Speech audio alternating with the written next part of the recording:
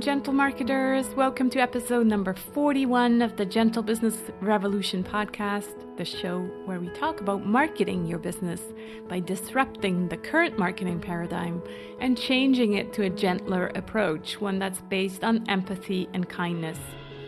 Guess what? I'm Sarah Croce. I'm your host here. For those of you who are new, a big welcome to the show. I'm so happy you're here. I structure this podcast and the conversations around the 7 P's of the Gentle Marketing Mandala. So seeing this one-page plan with the 7 email prompts might help you understand better what we're talking about here. You can get your one-page plan at sarahzenecroce.com/one page. Now, you know that you're in the right place if you are a heart-centered entrepreneur or change maker who is looking for a better way to market your business, or you are an entrepreneur who's simply tired and fed up with the hypey marketing model and are ready for change, are ready for a new way, a paradigm shift. You might also be a marketing impact pioneer, so someone working in marketing for an organization who does business for good. Wherever you are, whoever you are, welcome. I'm so glad you're here. Today's episode falls under the P of partnership. In gentle marketing, we divide partnerships into different groups. There are peers, partners, mentors and coaches, the community, the team members, as well as stakeholders. My guest today suggests adding a 6th partnership, the one with source. You might have heard me say before that entrepreneurship is a constant dance between being and doing. Well, this episode is really about the being. A word to my male listeners. My guest talks about the art of feminine marketing. And I want to be very clear, this episode is not just for women, because I really believe that the world can use more of the feminine energy, and men can access that just as well as women. So it's just that our conditioning has maybe hidden it away more for men. And I really just wanted to address that because it's very important to me to stress that gentle marketing, and therefore anything I support as the founder of this movement, is always addressing any sex, any race. We're in this together. So this is not just an episode for women. Okay, let me tell you a bit more about my guest today. When Julie Foucht decided that she needed to take her coaching business seriously, she hired a high-end coach and learned to market like a man. She doubled, then tripled her income in less than a year, but felt drained, uninspired, and restless. Urged by spirit, she embraced her essential womanness and birthed a new way, the art of feminine marketing. Today, Julie teaches female coaches, teachers, and healers who are frustrated with traditional marketing how to build 6-figure businesses through the art of feminine marketing. Julie's clients report having clearer vision of their divine purpose, greater passion for their work, the skills to be attracting the perfect clients, and are being paid well for their gifts. Julie received her coach certification in 2006 from the Coaches Training Institute. She has served on the board of numerous nonprofits and was named Woman of the Year by the Professional Women's Network of the Monterey Peninsula in 2013. She is married to the love of her life, has 4 children, 2 stepchildren, 2 furry babies, and 7 spoiled grandchildren. In our conversation today, we talk about feminine marketing and how Julie defines it, about empowerment and embracing being different, and about the 7 core components to feminine marketing. So let's dive in. Hi, Julie. So good to speak to you today. Hi, Sarah. I'm happy to be here. So wonderful to have this connection. I'm so glad it was someone on your team that reached out to me, and I'm always grateful when I get these really researched emails. I get so many where it's just like, oh, this and this guy wants to speak on your podcast. I'm like, that has absolutely nothing to do with what I talk about on my podcast. And so I think it was Kavita on your team who really I could tell, oh, wow, okay, they did their homework. And so we kind of came up with this idea of what to talk about, because yes, I was immediately drawn to your tagline, The Art of Feminine Marketing. But I was like, well, what kind of angle can we fit this into my podcast? And so we talked about some options, and now we came up with this idea about featuring it under the P of partnership. As you know, I have a gentle marketing mandala where I go over 7 Ps. And so the last one is about partnership. And so you suggested to talk about this very special partnership that is the one with Source. So Yeah. I can't wait to dive in, but I think for the context, for listeners, they might enjoy hearing kind of your story and how you found your way to a partnership with Source. Oh, wow. That's a great question. And thanks for giving the shout out to Kavita. She's another partner of mine. She's a really valuable team member.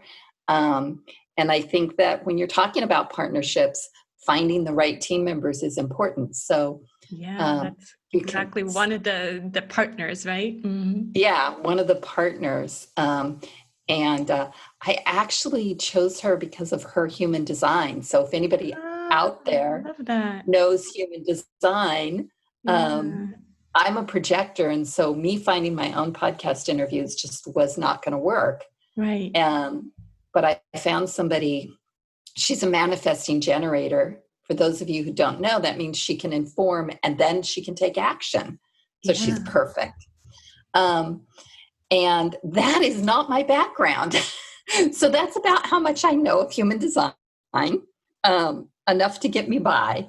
Right. But really, I started this quest to be in conversation with Source, to be partnering with Source, many, many, many years ago, when I was married to my first husband and my children were young. And to put that in context, my children are now approaching 40. So it was many years ago. And I started to journal, and I used a process derived from Carl Jung's work. But I wasn't completely aligned yet. And I was in a marriage that was an abusive relationship. And as I was learning to listen and I was learning to go inward, and I was beginning to realize that this marriage was really, I didn't know how to get out of it. And so I was in meditation one day. I was working with a really powerful psychic, and she had me in a meditation, and I started to talk to my highest self. And I said, can I stay in the marriage? And my highest self said to me, absolutely. You can stay and you will die, or you can leave. And so I decided to leave. And it really was a push out the door. And I left and I was really broken.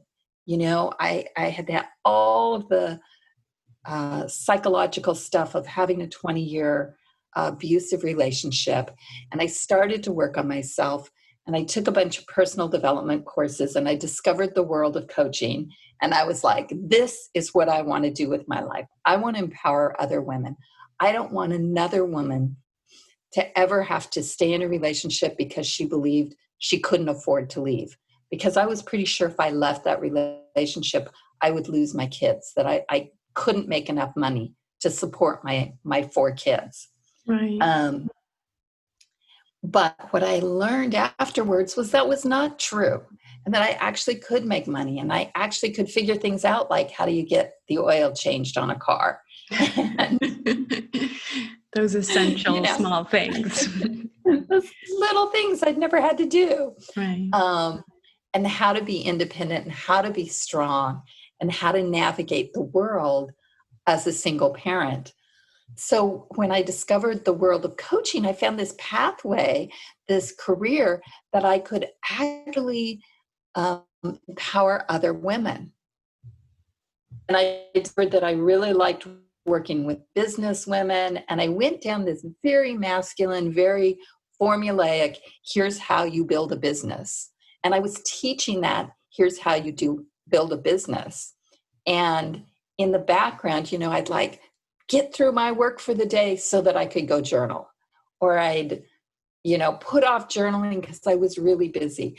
And I was starting to lose that connection that I had built over the years. And Source was saying, wake up, listen, this isn't working. This is the wrong way of doing business, right? Mm-hmm. You can't work 12-hour days. This is not good. And of course, like you and I were talking earlier, being a stubborn human, I was like, yeah, but I can't stop, right? I'm going to have my first 6-figure year this year. I can't stop. And I was so close to my first 6-figure year. It was October, and I was like at 98,000 or something like that. And I got rear-ended. And it wasn't the first hit. It was the second time this guy hit my car with his big truck that messed up my back. So I couldn't work anymore. And I would get up, have a client call, and go lay on ice. And so I didn't make the 6 figures that year. And yes, there is something about actually crossing that line that's important.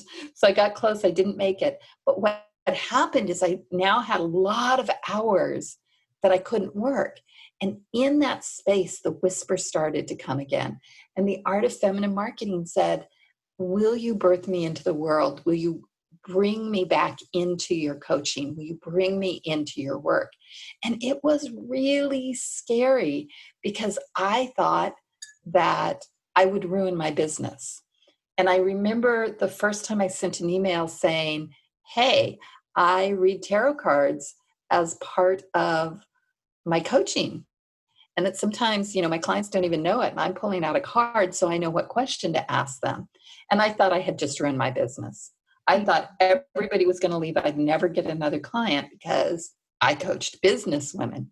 But what happened is that the business women who also were feeling this call towards bringing all of them into their business, bringing their spirituality into their business, bringing their gentleness into their business, as well as their kick-ass boss into their business. Sorry, I just cussed on your podcast. Okay. I'll try not to do that again. Those women just started coming out, and they were like, yes, this is the message we want to hear. So since then, the whole thing, and like the feminine, it reveals itself over time, right? We're constantly in the feminine, we're constantly going deeper and sinking in more because that's the nature of the feminine. And so more is constantly being revealed. And the more that I've sunk into it, the more fun I've had in my business, the more money I've made, the more transformation my clients achieve. And it's just easier because before I was hiding this part of myself. And now it's just like, oh yeah, it's out there for everyone to see. Everything has become easier. I love that. Yeah. And there's so many parallels and similarities I see between our two stories. And, there's also a lot of things that are different, but this idea of hiding a certain part of yourself because you think that doesn't belong into the business world, that screams so loudly also what my story was about. And for me, it was more this idea of gentleness and empathy and being a nice person and not being a tough businesswoman, right? And the minute I let myself go softer and actually saying, hey, I am, softer spoken. I am highly sensitive. And that is okay. And you can still do business like that. that's also when things started really, clicking into place. The other thing you also said is this dance between the doing and the being, and how we always think the more we do, the more success we have. And I'm still learning that, and I'm still learning to, kind of let go. And every now and then I catch myself again wanting to do more and thinking, especially right now, we're recording this during COVID-19, and you think, wow, can I really just sit here and let things be the way they are because they're outside of my control anyway?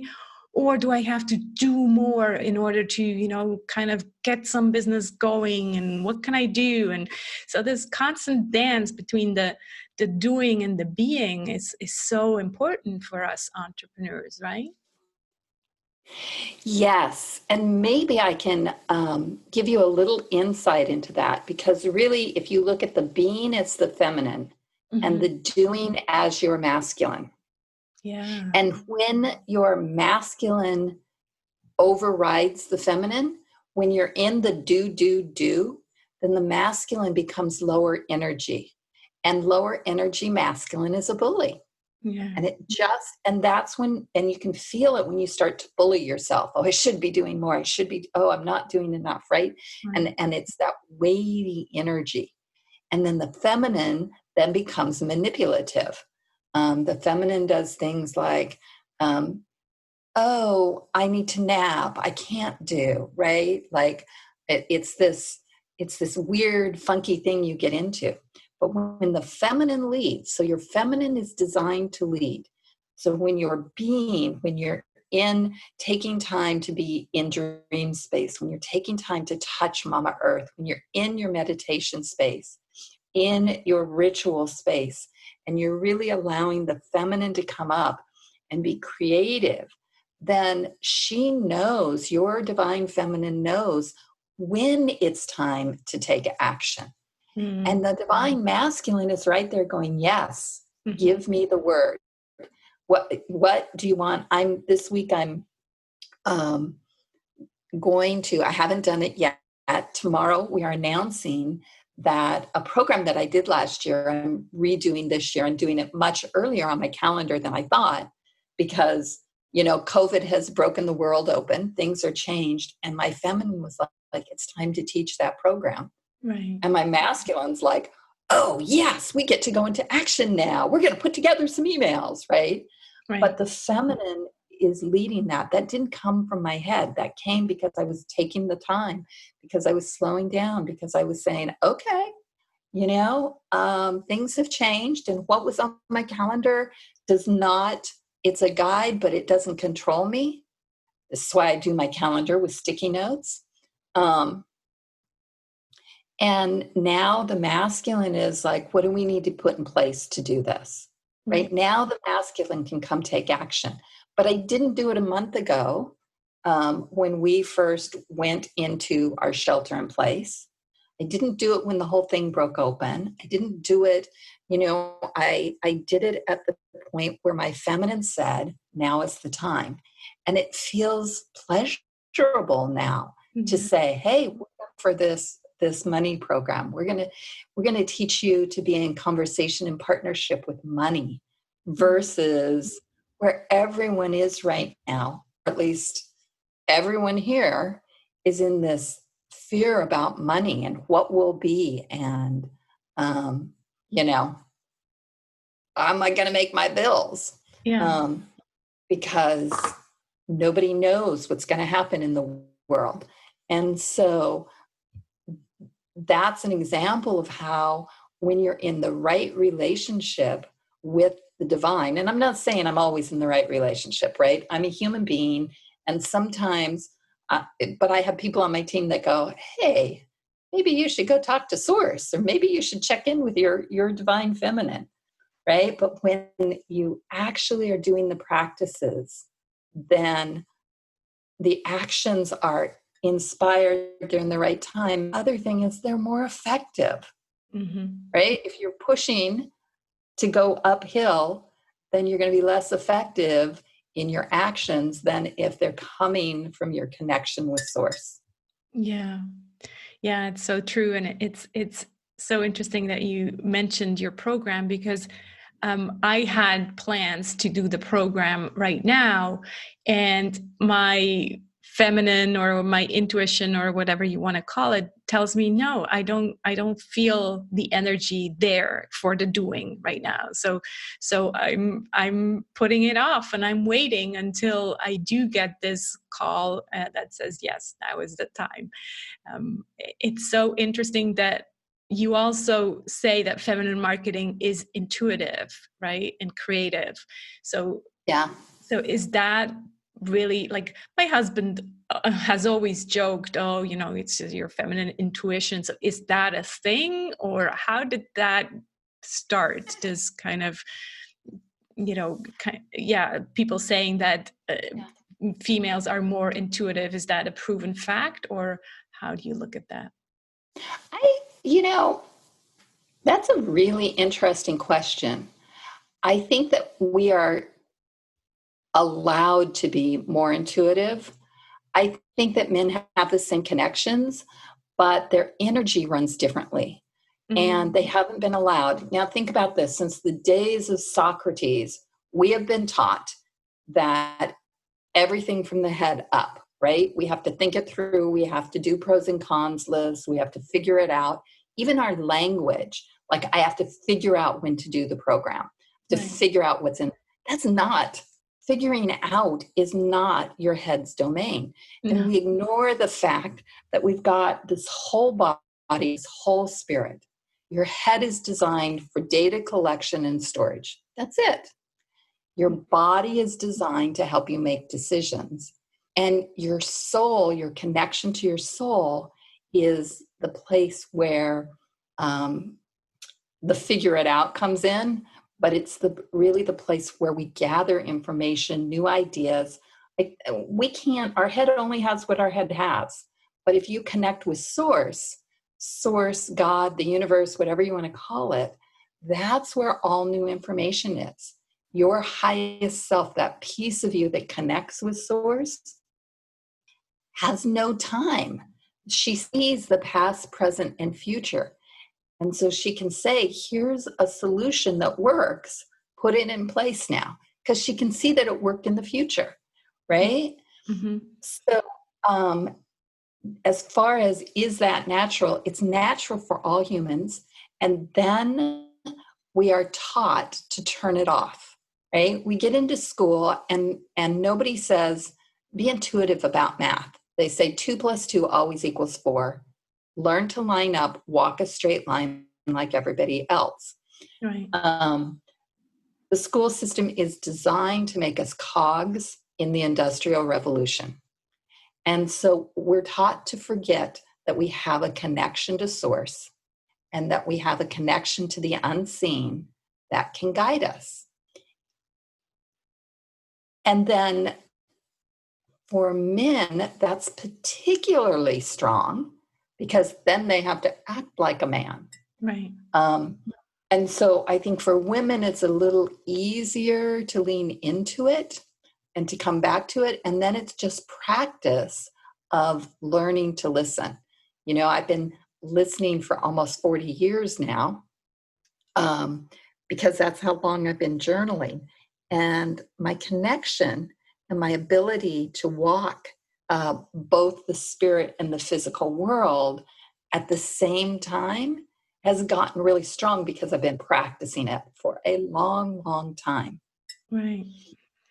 Yeah, I think you're so right that it is given to all of us. And so when you say the art of feminine marketing, you happen to work more with women, but in a way, feminine marketing does not exclude man. Is that Exactly? okay? Exactly. It's a let's lead from the feminine energy, but we all have feminine and masculine in us. Right. We It's all like the have to yin and the be yang. Mm-hmm. Yeah. Yeah. But we lead from the feminine. And Right. that is something that is not done traditionally in business. Traditionally in business, the feminine is shoved in a corner and we derive from the masculine. Yeah. And that's really not good for women. No, yeah, it feels that we're always pushing against our own nature in a way. Yeah. And yet it is so hard to be the one who says, I'm going to do it differently. And you kind of shared that in your story, right? That it is hard to be different. And so how are you helping your clients? How are you empowering them to be different as well? So I think it's a process of, first of all, there has to be a willingness. So the work is not for the faint of heart. Um, Mm-hmm. there's a willingness to it, and there's a recognition that there are parts of it that are not going to be easy.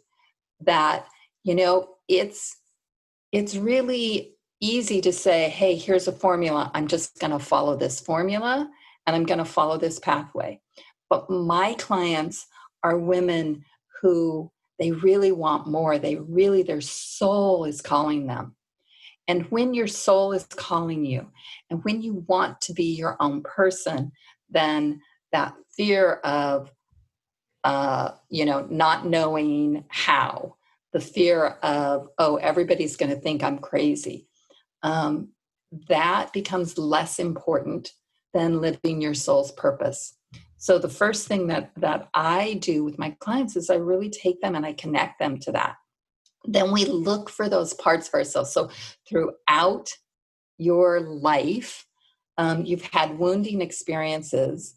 And when that happens, you take parts of yourself and you hide them, you block them off so that you can go on. And this was happening in my business, right? I was blocking off this whole part of who I was and pretending that I was really all about the formulas. Right. I will tell you, it snuck out all the time. In my coaching, I was still doing the, inner child work and dealing with fear on a spiritual basis and that kind of stuff. And my clients would be like, oh, that's not what I expected, because my marketing didn't match, right? I My marketing expected the didn't match what I six-step was doing. formula. Yeah. Yeah. Yeah. I expected you to just give me a formula and I'd go on in my life. I didn't expect to heal this whole part of myself. Right. But the more that we do that work, the more we do that healing, transformation, reclaiming who we are, then the stronger we become, and we become a beacon in the world for others who are looking for that transformation. Mm. And that's when marketing becomes really magnetic versus it being a push. My marketing used to be really laborious. Yeah. And now I just talk, I allow source to speak through me, and I put information out in the world, and the right people who are looking hear the right message and they come to me. Mm. It's funny. It's like we're soul sisters, Julie, because I'm writing this book about gentle marketing, and I have defined 3 phases. The first one is rumble. So rumble with your story, which is what you just explained, right? What part Uh-huh. of my story have I not, or have I hidden away? Where did I not feel in integrity? So all of that. The second phase is rise. So then coming back strongly and really, doing it your own way, daring to do it your way and be different. And then the third phase is about resonate and resonating with your ideal clients. And you just use the word magnetic. So I think really we couldn't agree more. So, but again, like you said, it's deep work that is not just a quick fix. Yeah. Yeah. It's wonderful. And I think a lot of people, they think they're going to hire a business coach and it's just going to be like all about how to build a program and how to do funnels. And there are people who do that, but really my work is about how do you be the person who can hold, and I can tell you how to build a funnel and I can tell you all that stuff. Because remember in the beginning, that's what it did was formulas. Right. But now the work is really about how do you be the person who can hold the business you want to create. Mm-hmm. So how do you be a 6-figure earner before you're a 6-figure earner? How do you be a 7-figure earner before you hold a 7-figure before you have a 7-figure bank balance, right? How do you be that? Because if you're not being that, you can't build it. And that's the difference in what we're talking about. The way you be that is you tap in and you partner with source. And you partner with your future self. Who is that? I have a quote on my desk, set a goal so big that you can't reach it until you become the person who can. Perfect. It's That's exactly perfect. that, right? Yeah, it's exactly that. Mm-hmm. Yeah. And so still, you said the source, which has many names, but the way you just said it is, in a way, the source is your higher self almost, because you are becoming that higher self. Yeah, I believe that source is the part of you that I think that source is the bigger thing. Source is that's bigger than us. It is the creative material of all that is. And that our highest self is a part of source. And so she can really, she's the part of us that creates, that manifests, that directs new ideas and innovations in the world. She is the part of us that sees the bigger picture, because we're down here in a human body. And we have this limited view. We believe in time. We believe in space, right? Because we have to exist on the physical plane. Right. She sees beyond that into the great possibility of all that can be. And in that, she can say, here's the highest and best path for you. And the great thing about your highest self is that she can also, she says, you get to choose for this life in this human body. My highest self said to me, you can stay married, no problem. You'll die, but you can stay married, right? She wasn't like, oh my gosh, get out now. She was like, it's your choice. You can stay and die, or you can leave and you can live, and I'll guide you into this new life that's the highest and best for your soul's work on the planet this time around. And that's the way the highest self, that's how you know when you're really attached to your highest self rather than, a part of you. Sometimes people will go into a meditation and all of a sudden this part will come up that's like really bitchy or really, really down on them. And I'll say, that's not your highest self, right? Or a really fearful part. That's a protector part. That is not your highest self. And it's important. All parts are important. But your highest self is that part of you that really will lead you into the highest and best next step of your life and the highest and best vision of who you can be. I love that. You talked about Me practices too. a couple of times because, again, you mentioned 40 years of practicing and still sometimes going to your small self or going into the doing mode. So let's just say it does take practice. So you mentioned journaling. What are some other practices that you work on with your clients that you could share here? That's a great question. So the first is that I tell people is really about your vibration, daily vibration. What are you bringing into your day. And I start every day with hot tea with lemon in it, lots of lemon in it, to help my body get in the right space. Drink lots of water. Every day, high vibe music, dance. I use a conference line, and the wait music is this really high vibe music. So if I'm waiting for a client, I'll dial in a couple minutes early so I can dance to the music waiting for them.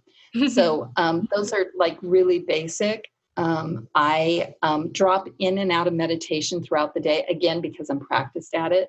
I have a meditation right now that I'm using a lot, where I have a healing chamber in my meditation. So I'm doing a lot of that.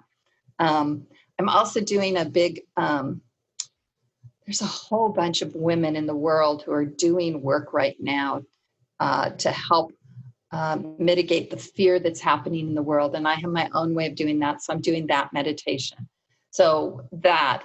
And then when I am working on my business, so I'll sit down and say I have something coming. I did a live event in February. And so I would actually sit down and I would say, okay, let me go into conversation with my highest self. Let me go into conversation with the energy of my business. What is it you want me to do today to work towards this? Or if it's a day when I'm going to write copy or I'm going to write my blog, I'll say, what is it, Source, what do they need today? What's the message you want me to put out? Right? And so I'm constantly turning to Source to guide my day, to guide my work. And that's a big practice. So I don't sit down anymore. I did before. When I was all about formulas, I would have 12 weeks worth of blog post topics written out. And I think I needed that to get in the habit. But now it's like, okay, I need to write a blog post today.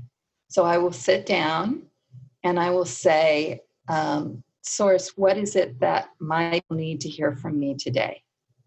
What is it that will provide them their transformation? And even if I'm writing a sales post, I still want to have that piece of something that either educates or inspires or has meaning to it. And so that comes from Source. That doesn't come from my head or my knowledge. That comes from Source. So I always ask that. So that's another practice that I have. That's wonderful. And at the same time, I think it comes with the practice. So if someone is not used to working or partnering with Source and literally just says, okay, I'm going to change everything today, what would be some small steps? Because if they just drop everything and say, okay, I'm just going to wait to be inspired by Source, wouldn't there be a risk that they're not open to the message because they haven't done the deep inner work? Yeah, and I think that we remember that the feminine takes her time. So you can't just drop everything. Right. Evolution takes time. Right. And so I did not, even with the art of feminine marketing, it took several months for the pieces to drop in. And today, years later, 4 or 5 years later, I'm evolving again. I don't know what my business will look like in a year because things are evolving, and especially with the world changing right now. So there's an evolution happening. And I'm patient with that, right? You be patient with it. So the first step that I would tell people is just start taking time in the morning, set this time aside, and say, I'm going to take 15 minutes and I'm just going to start making friends with my highest self, right? And go into a meditation. I take people through a meditation. I'll give it to you. I'll have Kavita send it to you so people can have this meditation. Wonderful. Yeah. We'll put it in the show notes. Yeah. And it's free, and I don't make people opt into it. I don't think we make people opt into it. But anyway, it's a free meditation where you go and meet your highest self and just start building a friendship with her. And that's the first step. You don't have to go and get answers and get it all nailed down, because that's masculine. It's very relational. The feminine is very collaborative. It's very much about partnership. And so you treat this relationship as you're getting to know your highest self the way you would if you were getting to know a new friend, right? Or, even a new pet. You take time and you get to know each other. And then she becomes a partner. But at first, it's learning to listen. Am I actually hearing you? Am I hearing that voice? It's not, don't drop everything overnight. You begin to make little changes over time. And then you might try, okay, today's my blog post. Maybe today I'll ask highest self, what is it that I should write today? And if there's not an answer, it's okay, right? Be patient and you let it reveal. And every day you take your 10 minutes or your 15 minutes and you sit down and you go through the meditation and you listen and you connect. And some days it'll work. And some days you're just going to, your mind is going to be racing and you won't be able to drop in at all. Mm-hmm. That's okay. Right. Because again, it's a practice. It's not a perfect. We don't call them our perfects. We call them our practices. And if you can do that one practice every day, which I did for years before I even used it in my business. And I used to get, oh my gosh, it would drive me crazy because I'd be like, what am I supposed to be doing with my life? And the answer would be, well, that will be revealed.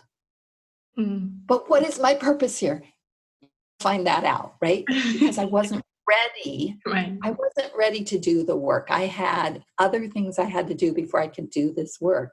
Mm. And now when I ask, where am I going to, what is it? Where am I evolving to? They go, you're going to miss out on the journey if you are constantly wanting to go to the next step. Yeah. Yeah. Mm. And so I get shown pieces of it, but I don't get shown the whole. And that's okay, because the journey is fun. I mean, life can be really fun. Oh, that would be my tip to people. Have fun with it. Yeah. We've been talking in this very serious kind of, here are the practices and this is the way it is, but it's also really fun. It should be joyful. We are meant to be happy people. Yeah, I love that. I love that kind of as a way to end the conversation. But so let's repeat it after. But I still want to comment on the fact that it's a slow transition. I always mention the same thing to go from hype marketing, the way I call kind of the traditional marketing model, to gentle marketing is also, a slow transition, and you have to also be able to give yourself permission to do it slowly, and you have to kind of be gentle and kind with yourself if you go back to the 7 steps or the templates, or because if you've been in marketing for a while, like you and I have been, in the old days, it is kind of messing with your brain. It's really kind of always talking to your analytical brain. And so it takes this practice to actually activate the other side of the brain and the intuitive and the creative and all of that. So I love the idea that you don't say, oh, let's just drop everything and just listen to your intuition. No, it's a friendship that has to develop over time, and it means that there needs to be a trust that needs to be established. And for me, being in the middle of this journey right now, so I'm, not where you're at yet, I can say that sometimes I also wonder, well, can I really trust you, boys? Are you leading me down the right path? And so, yeah, I totally hear you when you say it's a relationship that needs to develop. Yeah. Wonderful. And can I say something about formulas? Yeah. Because often when I talk, it sounds like I'm saying throw the formulas out. No. And I'm not. The formulas are important. They're valuable. They're out there because to some extent they work. But when you are in partnership with Source, when you are guided through your highest self, then what happens is when it's time, you can take the formula and tweak it and use it. Right. For instance, I just did, a month ago, I did a live event, and I would have mentors say to me, you have to do webinars. You have to do webinars. And every time I would connect with my highest self, like my whole body contracts when I hear webinar. I just go, ugh. And so I would say to my highest self, well, everybody says I need to do webinars. It's part of the formula for building. And my highest self would say, no, don't do a webinar. Don't do a webinar. You can do Facebook Live. And so I'll do a lot of Facebook Live. And you can do, but the formula is you do 3 webinars, you get a free gift, you get people on the phone, like this whole formula. Yeah. Mm-hmm. And so I know the formula so that my highest self can say, okay, this is the piece we're going to do. Here's how we're going to tweak this. This is what's going to work better for you. That part works for that kind of person, but you're this kind of person. So instead you do this. And right. So I build my own formulas based on what's out there that works. If I didn't know how to build a funnel, then I wouldn't be able to build my own unique kind of funnel. Right. So that's the second part. We're not going to go out all of this collective knowledge. We're just not going to, if sometimes 2 + 2 needs to equal 5 for us, we're going to go with that. Right. Which I don't understand math enough to know how that would actually. Yeah. In the spirit realm, things are possible. So we create in the spirit realm, physical realm, and the physical realm is where the formulas are put in place. Right. But we don't follow them. We use them as a template. We use them as a template and then adapt that template to our own unique self and our tribe that we know is so deeply connected to our values. Yes. Yeah. And you're an introvert, right? Yes. Didn't I hear that on? Yes. Mm-hmm. So for your tribe and you, a lot of the very extroverted things, if you're constantly trying to be an extrovert because all of the formulas are about being an extrovert, eventually you're going to get sick because it's not you. Exactly. You have to take those formulas and create a pathway that works for introverts. And I think that's one of the beautiful things about you saying, no, I'm going to do gentle marketing. I'm going to be gentle about this.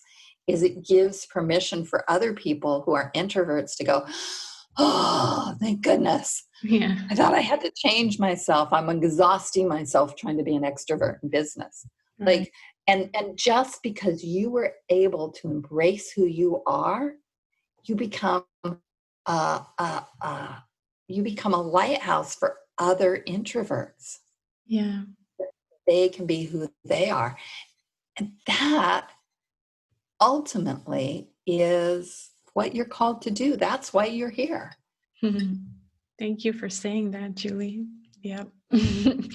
I realized that a few years ago, and as you, it's still, work in progress, but I definitely think I found my way. I came full circle, and it all has to do with listening to your higher self and listening to who you really are, and like we agreed on so many things about going deeper and finding out who you are and bringing that whole self to your marketing, to your business. Yeah. This has been beautiful. Thank you so much, Julie. Please do tell us where people can find out more about you. You have a beautiful ebook, The Art of Feminine Marketing. Please share with listeners where they can find all of that information. Okay. First, everybody can join us on my Facebook group, Feminine Marketing Magic. We do tons of really fun stuff there. We do challenges. We're starting to do what we call Fridays with Friends interviews, where I'm just interviewing members of the group so everybody gets to know them. And we do tons of really fun stuff there in the group. So join us there. That's free. You can find me on my website, which is juliefoucht.com. Foucht has a T, so I'm sure that'll be in the show notes. Yes. And you can download the free gift there on the front page of the website. Wonderful.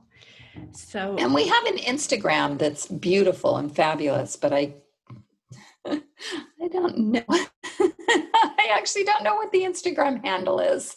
But I'm sure it's on your website as well, right? It's on my website, yeah. Yeah. I always ask the last question about gratefulness, and I want to know what you're grateful for today or this week, Julie. Oh, I'm grateful for, there's so much. I'm grateful for where I live, that I've got wilderness in my backyard, acres and acres of wilderness. I'm grateful that I discovered that the big farm will pack up produce for me and put it in the back of my car so we can even have no contact produce. We're getting a lot of fresh produce right now. I'm grateful that all my family is still well and that my grandchildren are thriving, even in the midst of being homeschooled by their parents right now.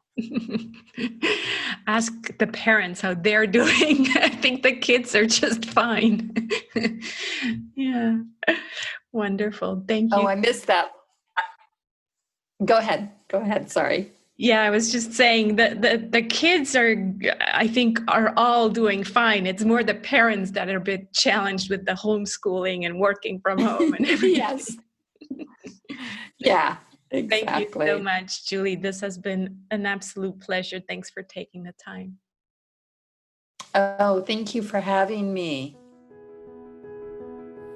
Thanks so much for listening. I hope you got a lot out of this episode. Please check out the show notes for this episode at sarahsenacroce.com/GBR41. And that's also where you'll find the link to the free meditation that Julie has so generously offered to our listeners. Visit Julie's website at juliefoucht.com. I'll put that link also in the show notes, and you'll find all her other social media links as well in the show notes and of course on her site as well. Next week is the last episode of this season number 5, and I'll be back with another book update. I hope you'll join me on this journey to a kinder marketing paradigm. Invite your friends, and let's do this together. Let's be the change that we want to see in the world. Speak soon.